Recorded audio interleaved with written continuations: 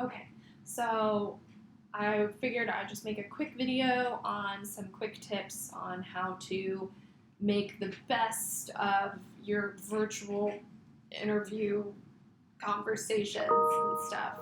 Ah! So first things first is microphone.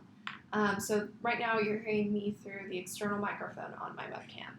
I know how it sounds. It sounds fine. You hear a little bit of an echo, and people on the other side of this call, they would have been able to hear me just fine.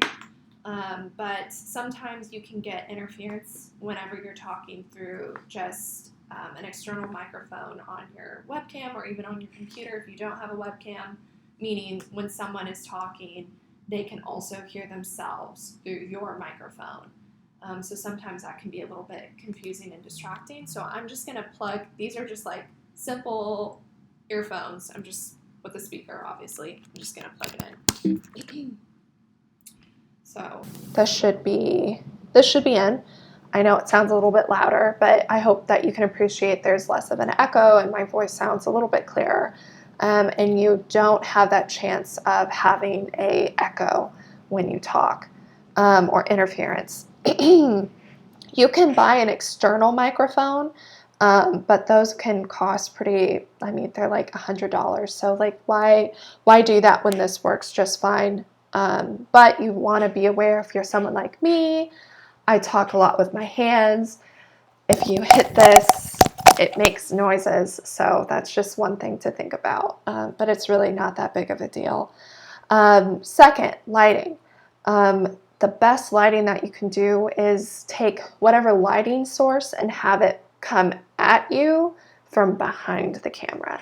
The easiest way to do this is find a nice big window or even small window wherever you are and face away from it. Don't face the camera into the window because you'll get the light streaming from behind you and you'll look a little scary or it'll just be hard to see your face, and you want people to see your face and see you engage. So that's a quick tip for that. If you're kind of like me and you have a window, but half the day the light coming through isn't very good, you can just settle for finding whatever lamp you have in your house and just setting it behind the computer and have it just kind of be streamed at you. Someone said to get like 3 Ring cameras, but for me, they're a little bit too bright. My eyes are a little sensitive to light, so these work just fine. Third is the rule of thirds. So in cinematography, this is a concept where you divide the point of view of the camera into thirds. So 3, like you section off into like 1, 2, 3, if that makes sense. So you have 2 vertical lines and you also have 2 horizontal lines. And for cinematographers and, directors, movie directors, TV show directors, even vloggers, they use these rule of thirds to create interesting shots. When it comes to vloggers or even just for us, just trying to interview, for some reason, people, they really appreciate or they prefer to see someone with their eyes, sight, or eye line to be at that top 1/3 of the screen.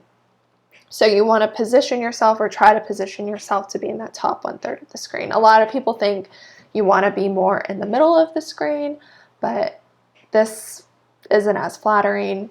You can even get a little lower to the bottom 1/3, but I hope you guys feel as weird as I do right now. Also, you don't want to be up too high because then you seem a little bit, you can come off as a little bit commanding. Like, hey, what's up? And you're just seeing the body and you're not having the main focus of your face, which is what humans like to do. We like to look at faces. So there's that. And oh yes, I made notes so I don't forget. The last thing that you can do that's quick and easy is create dimensions behind you.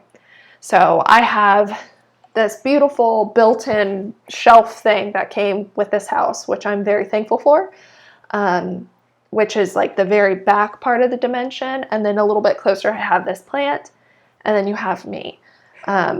if you can create a little bit of dimension behind the shot, it just gives the eye a little bit, it makes the shot a little bit more interesting.